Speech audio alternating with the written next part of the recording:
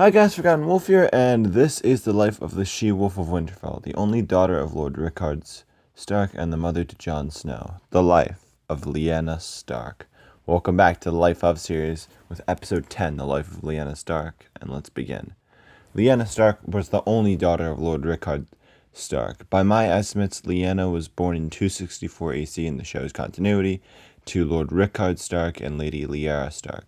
Growing up in Winterfell, Lyanna had two older brothers, Brandon and Ned, while having one younger brother, Benjen. Lyanna's life was very uneventful for the first few years of her life, until 271 AC, when she was 7, and her older brother Ned left for the Vale of Arryn to be Jon Arryn's ward. Ned and Robert grew really close and were like brothers to each other, and sometime in the 270s, Robert wished to join the houses of Baratheon and Stark. So he had Ned go to Winterfell and deliver a marriage proposal to his father. Robert wished to marry Lyanna Stark. Lord Rickard Stark was very happy to betroth his only daughter to Robert Baratheon, as Rickard had southern ambitions, and Robert Baratheon was the Lord of Storm's End. But I imagine Ned also spoke a good word for Robert. I'm guessing Lyanna consented to the betrothal, and while she was initially excited about the betrothal, she began to change her tune when she heard that Robert had a bastard daughter in the Vale. She wanted a husband that could keep to only her bed, and didn't want him cheating and having bastards. Robert had already proven himself not capable of that with the bastard in the Vale. She told her doubts to her older brother Ned. Ned defended Robert, assuring her that she was the only thing Robert wanted, but Lyanna's doubts about Robert still remained.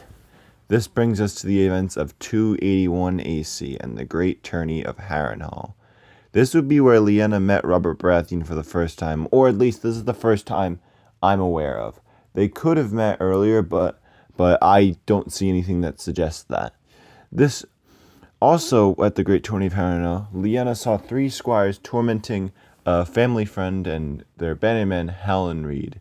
Lyanna stopped the torment and swore that she would get revenge for Howland Reed, as she got a set of armor with a shield that had a laughing weirwood tree on it. Lyanna entered as the Knight of the Laughing Tree, and no one knew who the Knight of the Laughing Tree was. The following day, Lyanna defeated all three squires who tormented Howland the previous day. The Mad King Aerys Targaryen demanded to know who the Knight of the Laughing Tree was. He thought it was Sir Jaime Lannister, but he also wanted to know, in case it was someone else. So he sent his son, Crown Prince Rhaegar Targaryen, to find the knight. Lyanna went out of Harrenhal to get rid of the armor, but Rhaegar did end up finding her. Rhaegar realized that she was, sorry, I just got a random notification from Google Photos. What the hell? Rhaegar realized that Lyanna was the person who could give birth to the prince who was promised, as Rhaegar figured he would be the father.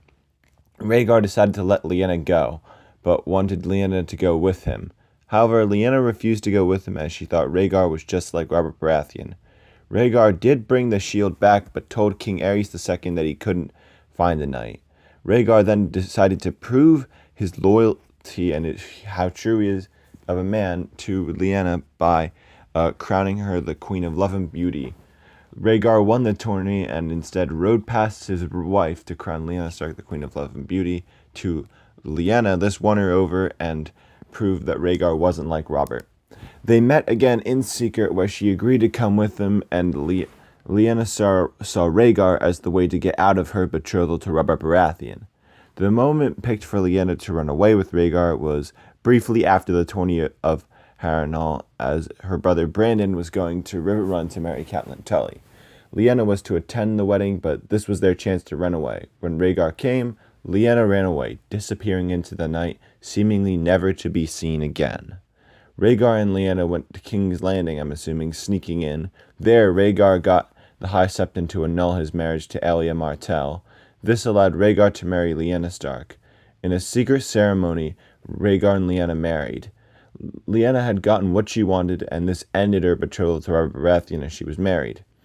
And she also went along with marrying Rhaegar because he was the man she desperately wanted. And I also like to think she became a believer in the prince who was promised and realized that she had a part to play in the prophecy too.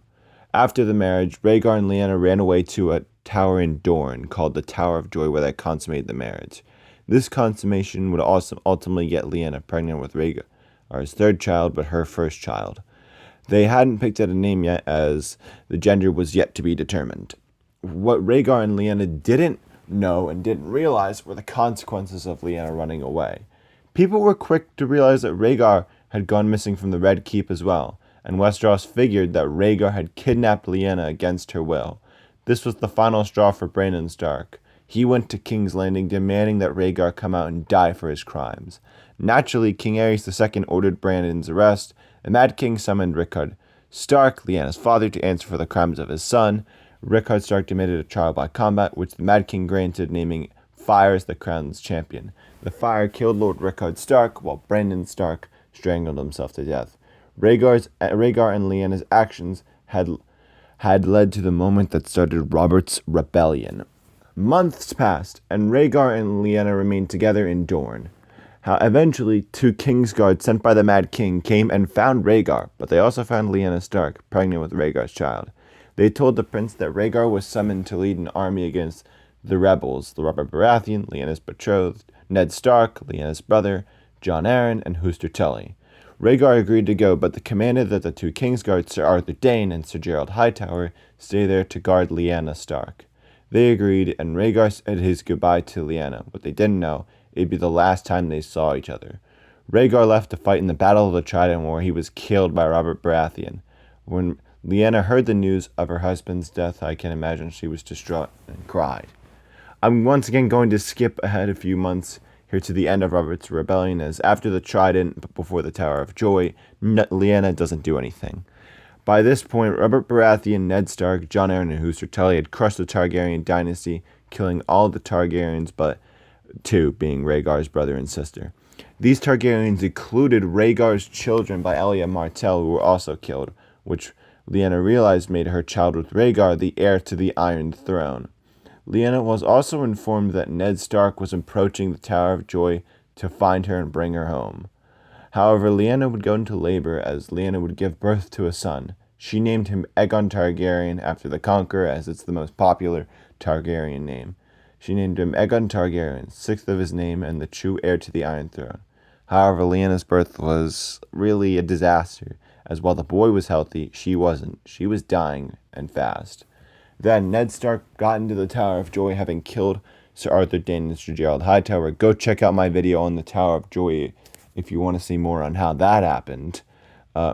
And Ned had won. Ned was happy to... Lyanna was happy to see her brother, as she knew he could protect her son with Rhaegar. Lyanna used the last of her strength to tell Ned the truth. Her and Rhaegar had married.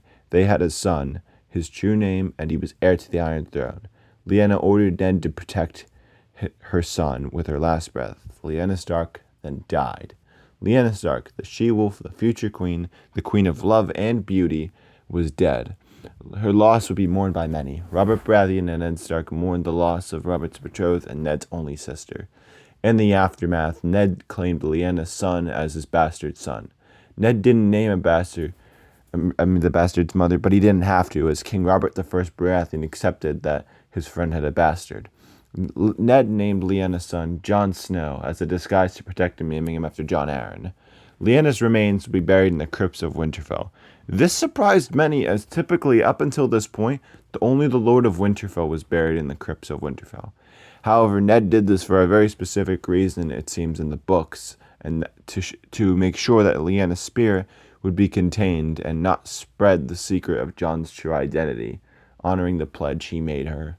That ends this video and ends the short and world-changing life of Lyanna Stark. She was the future queen to Robert or Rhaegar, however, died giving birth to the prince who was promised.